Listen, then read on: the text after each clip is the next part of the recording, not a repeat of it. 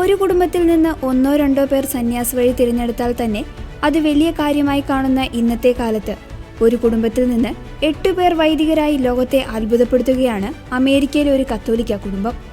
Arkansas സ്വദേശികളായ ആൻജി എൽസറിന്റെയും റോക്കിലെ പ്രശസ്ത ശിശുരോഗ വിദഗ്ധനായ ഡോക്ടർ ജോസഫ് എൽസറിന്റെയും കുടുംബമാണ് ഇന്ന് ആഗോള കത്തോലിക്ക സമൂഹത്തിന്റെ ശ്രദ്ധാകേന്ദ്രമായി മാറിയിരിക്കുന്നത്. ഇവരുടെ 2 മക്കൾക്ക് പുറമെ കുടുംബത്തിലെ അടുത്ത ബന്ധുക്കളായ 6 പേർ കൂടിയടങ്ങുന്നതാണ് ഈ വലിയ വൈദിക നിര.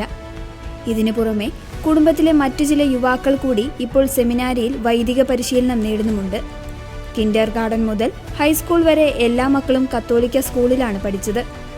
ഈ വിദ്യാലയ അന്തരീക്ഷമാണ് മക്കളിൽ ദൈവവിളിയുടെ ആദ്യ വിത്തുകൾ പാകിയതെന്ന് അവർ പങ്കുവയ്ക്കുന്നു.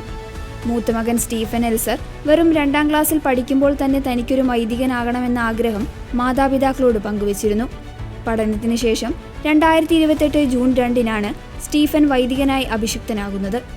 സഹോദരൻ സെമിനാരിയിലേക്ക് പോകുന്നത് കണ്ടപ്പോഴാണ് ഇളയ സഹോദരൻ ക്രിസ്റ്റഫറിന്റെ മനസ്സിലും വൈദികനാകാനുള്ള ആഗ്രഹം മുട്ടിട്ടത്. 5ാം ക്ലാസ്സിൽ പഠിക്കുമ്പോൾ പള്ളിയിൽ അൾത്താരബാലനായി ശുശ്രൂഷ ചെയ്യാൻ തുടങ്ങിയത് ക്രിസ്റ്റഫറിന്റെ ദൈവവിളിയെ കൂടുതൽ ഉറപ്പിച്ചു. തങ്ങളുടെ കുട്ടിക്കാലത്ത് മാതാപിതാക്കൾ വീട് ഈശോയുടെ തിരുഹൃദയത്തിന് പ്രതിഷ്ഠിച്ചിരുന്നതായി ആൻജി ഓർക്കുന്നു. കുടുംബമായി ദിവസവും നടത്തിയിരുന്ന ദിവ്യകാരുണ്യ ആരാധനയാണ് ക്രിസ്റ്റഫറിനെ പൗരോഹിത്യത്തിലേക്ക് ആകർഷിച്ചത്. ദിവ്യകാരുണ്യനാഥന്റെ സന്നിധിയിൽ ചെലവഴിക്കുന്ന സമയമാണ് ഈ ഭൂമിയിലെ ഏറ്റവും ശ്രേഷ്ഠമായ സമയമെന്ന വിശുദ്ധ മദർ തെരേസയുടെ വാക്കുകളാണ് ഫാദർ ക്രിസ്റ്റഫർ തന്റെ ആദ്യ കുർബാന അർപ്പണത്തിൽ പങ്കുവച്ചത്. പൗരോഹിത്യം സ്വീകരിച്ച ശേഷം ദിവ്യകാരുണ്യമാണ് തന്റെ ജീവിതത്തിന്റെയും ദൈവവിളിയുടെയും ഹൃദയമെടുപ്പെന്ന് ഫാദർ ക്രിസ്റ്റഫർ വിശേഷിപ്പിച്ചു. ഈ 2 സഹോദരന്മാർക്ക് പുറമെ ഇവരുടെ കുടുംബത്തിൽ വലിയൊരു വൈദിക നിര തന്നെയുണ്ട്.